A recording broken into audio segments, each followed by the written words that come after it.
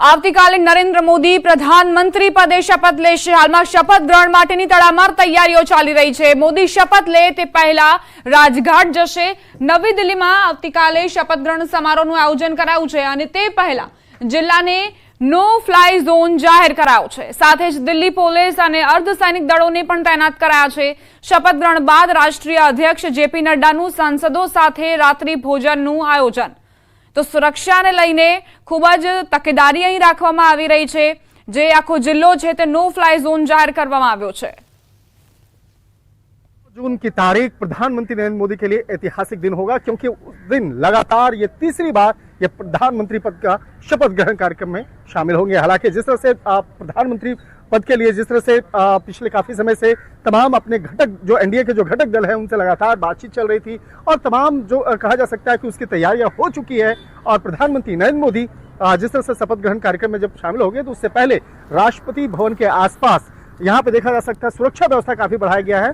और इस वक्त में मैं जो संसद भवन के आसपास का जो इलाका है, जो कर्तव्य पथ का इलाका है, वो इस इलाके में है। और इस इलाके में अगर बात की जाए तो यहाँ पर अतिरिक्त जवानों को तैनात किया जा रहा है। ये जो इलाका है, पूरा नई दिल्ली का जो इलाका है, इसे नो फ्लाइंग जोन घोषित किया गया है। यानी कि इस इलाके में बिना इजाजत कोई ना फ्लाई कोई कर सकता है, ना ही कोई ड्रोन उड़ा सकता है, ना ही किसी भी तरह का संदिग्ध गतिविधियां इस इलाके में कर सकता है। इसके साथ ही इस नई दिल्ली रेंज में कई जो होटल्स हैं, जो बड़े बड़े होटल्स हैं, उस होटल्स में भी सुरक्षा व्यवस्था वहां पे काफी चाक चौबंद किया गया है। क्योंकि कई जो विदेश से आ रहे हैं जो मेहमान हैं, इसके साथ साथ जो तमाम जो सांसद हैं, उनको अलग अलग होटल में ठहराया गया है।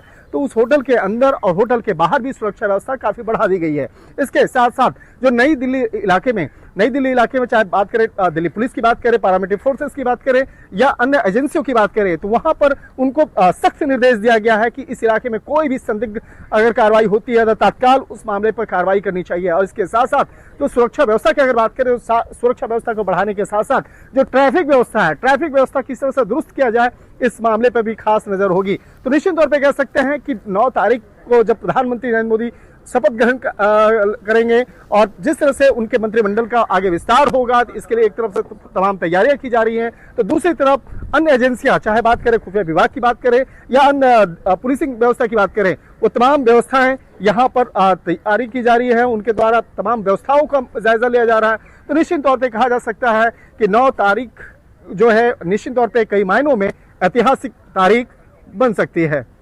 शंकर आनंद, न्यूज़ 18, दिल्ली। લોકસભાની ચૂંટણી પરિણામો બાદ કોંગ્રેસમાં રાજીનામાનો દોર જોવા મળી રહ્યો છે। ડાંગ જિલ્લા કોંગ્રેસ પ્રમુખે રાજીનામું ધરી દીધું। મુકેશ પટેલે જિલ્લા કોંગ્રેસ પ્રમુખ પદેથી રાજીનામું આપ્યું। વલસાડ ડાંગ લોકસભા બેઠકમાં ડાંગમાં કોંગ્રેસનું પ્રદર્શન નિરાશાજનક રહ્યું હોવાનું કારણ તેમણે આગળ ધર્યું છે। ડાંગ જિલ્લામાં કોંગ્રેસ માઇન્સ રહેતા હારની જવાબદારી સ્વીકારી। પ્રદેશ કોંગ્રેસ પ્રમુખ શક્તિસિંહ ગોહિલને રાજીનામું મોકલ્યું છે। તો ડાંગ વલસાડ બેઠક પર કોંગ્રેસના પ્રદર્શનને જોતા આ પ્રકારનો નિર્ણય મુકેશ પટેલે લીધો।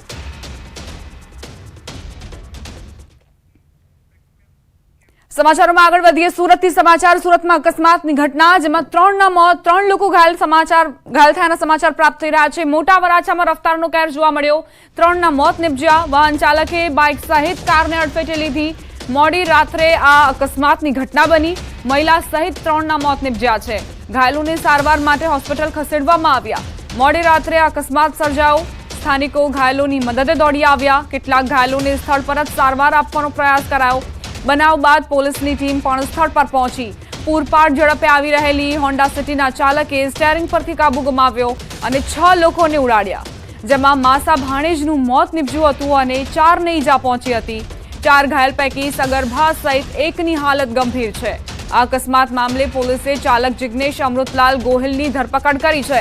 આરોપી સુરતમાં દરજીકામ કરે છે અને મૂળ વલ્લભીપુરના રાજપરા ગામનો વતની છે। આરોપી નશામાં હતો કે નહીં તે અંગે તપાસ ચાલી રહી છે।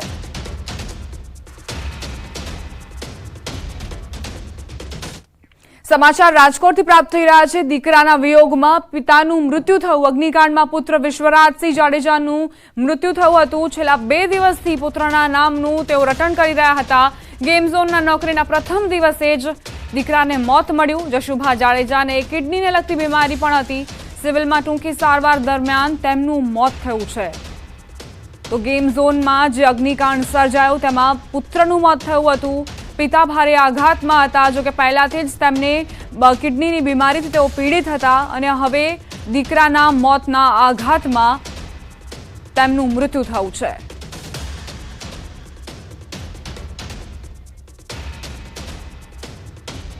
રાજકોટ મહાનગરપાલિકાની ચેકિંગ પ્રક્રિયા યથાવત. ફાયર એનઓસી અને બીયુ પરમિશનને લઈને કાર્યવાહી ચાલી રહી છે. સ્કૂલ, પ્લે હાઉસ, રેસ્ટોરન્ટ, હોસ્પિટલમાં ચેકિંગ ચાલી રહ્યું છે. જે કુંડલિયા કોલેજમાં પણ ચેકિંગ કરાયું. ફાયર સિલિન્ડર એક્સપાયરી ડેટના મળ્યા. એક જ પરિસરમાં 3 શાળા અને કોલેજ ચાલે છે અને એમાં જે ફાયર સિલિન્ડર હતા તે એક્સપાયરી ડેટના હતા. સંવાદદાતા અંકિત જોડાઈ ગયા છે વધુ જાણકારી સાથે. અંકિત, અત્યારે પણ ચેકિંગ ચાલી રહ્યું છે. મનપાની ટીમો સતત પ્રયત્ન કરી રહી છે એવા એકમો પર તવાઈ બોલાવવાની જેમની પાસે ફાયર એનઓસી નથી, બીયુ પરમિશન નથી. શું તપાસમાં બહાર આવ્યું? ચોક્કસ ખાસ કરીને વાત કરવામાં આવે તો ટીઆરપી ગેમ ઝોન ખાતે જે અગ્નિકાંડ સામે આવ્યો હતો ને ત્યારબાદ રાજ્ય સરકાર દ્વારા કડક કાર્યવાહી કરવાના આદેશ છે તે આપવામાં આવ્યા છે ને તેના જ કારણે મહાનગરપાલિકા દ્વારા જુદા જુદા વોર્ડમાં ટીમ બનાવવામાં આવી છે અને આ ટીમ દ્વારા બિલ્ડિંગ યુઝિંગ પરમિશન છે કે કેમ અને સાથોસાથ ફાયર સેફટીના સાધનો છે કે કેમ તે બાબતે તપાસ છે તે હાથ ધરવામાં આવી છે. દ્રશ્યોમાં પણ જોઈ શકાય છે કે અહીંયા ફાયર સેફટીના જે બાટલાઓ રાખવામાં આવે છે કે જે એક્સપાયર થઈ ચૂક્યા છે. બીજી તરફ વાત કરવામાં આવે તો મહાનગરપાલિકાની જે ટીમ છે તેમના દ્વારા પણ જે તપાસ છે તે હાથ ધરવામાં આવી છે. અમે આપને દ્રશ્યો પણ છે તે બતાવવાના પ્રયત્નો કરી રહ્યા છીએ. જોઈ શકાય છે કે અહીંયા જે કુંડલિયા કોલેજ છે તે જોવા મળી રહી છે. સાથોસાથ એક જ પરિસરની અંદર 3 જેટલા ખાસ કરીને વિદ્યાલય છે. લાલ બહાદુર શાસ્ત્રી વિદ્યાલય જોઈ શકાય છે. સાથોસાથ સદગુરુ પ્રાથમિક વિદ્યાલય છે તે પણ જોઈ શકાય છે. સાથોસાથ વાત કરવામાં આવે તો જગતગુરુ પ્રાથમિક વિદ્યાલય છે તે પણ હાલ અત્યારે જોવામાં આવી રહી છે ને હાલ અત્યારે ફાયર બ્રિગેડના જે અધિકારીઓ છે તેમના દ્વારા અત્યારે અંદર તપાસ છે તે કરવામાં આવી રહી છે. સાથોસાથ તેમની પાસે જરૂરી દસ્તાવેજો છે તે પણ ખાસ કરીને માંગવાની કામગીરી છે તે કરવામાં આવી રહી છે. સાથોસાથ સ્પ્રિંકલર સહિતની જે સુવિધાઓ છે તે કરવામાં આવી રહી છે કે કેમ તે બાબતે પણ હાલ અત્યારે તપાસ છે તે કરવામાં આવી રહી છે. મહાનગરપાલિકાના જે અધિકારી છે તે પણ જોઈ શકાય છે દ્રશ્યોની અંદર કે તેઓના દ્વારા પણ હાલ અત્યારે તપાસ છે તે કરવામાં આવી રહી છે. ફાયર ઓફિસર રહીમભાઈ છે. રહીમભાઈ, શું કહેશો? હાલ અત્યારે તપાસ કરવામાં આવી રહી છે. ફાયર સિસ્ટમ ચેક કરી છે, કાર્યરત છે કે કેમ. પછી કોઈ ડિક્લેરેશન હોય તો ફાયર ડિક્લેરેશન સર્ટિફિકેટ છે કે કેમ, બાંધકામની પરવાનગી છે કે કેમ, બિલ્ડિંગ હેતુ, એ બધી અલગ અલગ ટીમ છે. બધી અલગ અલગ ટીમ, અમે 6-7 જણાની ટીમ છે. પોતપોતાના ડોક્યુમેન્ટ્સ બધા ચેક કરે છે. ખાસ કરીને સવારથી વાત કરવામાં આવે તો અત્યાર સુધી કેટલા એકમોમાં ચેકિંગ હાથ ધરવામાં આવ્યું છે અને જે અંતર્ગત કેટલા એકમોને સીલ કરવામાં આવ્યા છે, શું કહેશો? સીલ તો અત્યારે એક જગ્યાએ કરીએ એવા છે, જે હોરાવાડની અંદર એક સ્કૂલ હતી, રૈયા નાકા ટાવર હોરાવાડમાં. એ એક સ્કૂલના અનધિકૃત બાંધકામ હતું અને ફાયર સિસ્ટમ એની કાર્યરત હતી પણ ફાયર એનઓસી હતી નહીં, એટલા માટે એને 5 રૂમ સીલ કરેલા છે. ત્યાં ચોક્કસ 5 રૂમ સીલ કરવામાં આવ્યા છે. અહીંયા આપણે કોલેજમાં પણ તપાસ કરી છે, આ શાળાઓમાં પણ તપાસ કરી છે. અહીંયા શું સામે આવ્યું છે, શું કહેશો? કોલેજની અંદર ફાયર સિસ્ટમ હાલ કાર્યરત છે, જે આપની નજર સામે આપ ઉતાર્યું એ પ્રમાણે સિસ્ટમ, અલાર્મ સિસ્ટમ ચાલુ છે, હાઇડન સિસ્ટમ ચાલુ છે. એટલે ફાયર સિસ્ટમના ફાયર એક્સ્ટિંગ્વિશર હાલ કમ્પ્લીટ મૂકેલા છે. હવે આ બિલ્ડિંગની તપાસ ચાલુ છે. ચોક્કસ. તો હું કેમેરામેનને પણ દ્રશ્યો બતાવવાનો પ્રયત્ન કરશે કે જોઈ શકાય છે કે મહાનગરપાલિકાની જે જુદી જુદી ટીમ છે તેમના દ્વારા હાલ અત્યારે તપાસ છે તે આ શાળાઓની અંદર કરવામાં આવી રહી છે. કારણ કે આ એક જ ગ્રાઉન્ડની અંદર, એક જ પરિસરની અંદર 3 જુદી જુદી શાળાઓ છે તે ચલાવવામાં આવી રહી છે. ચોક્કસ અહીંયા ફાયર સેફટીના સાધનો છે તે પણ જોવા મળી રહ્યા છે. હું કેમેરામેનને વિનંતી કરીશ કે તે દ્રશ્યો પણ બતાવવાનો પ્રયત્ન કરે કે અહીંયા ફાયર સેફટીના સાધનો ચોક્કસ છે તે લગાવવામાં આવ્યા છે.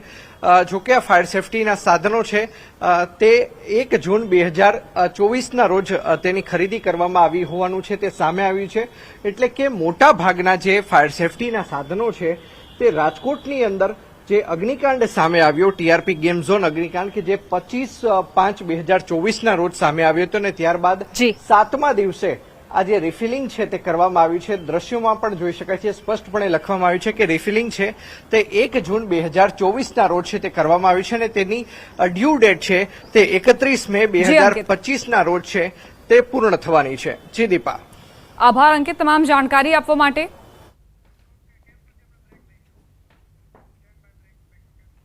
રોકાઈશું એક નાનકડા વિરામ માટે. આપ જોતા રહો ન્યૂઝ 18 ગુજરાતી.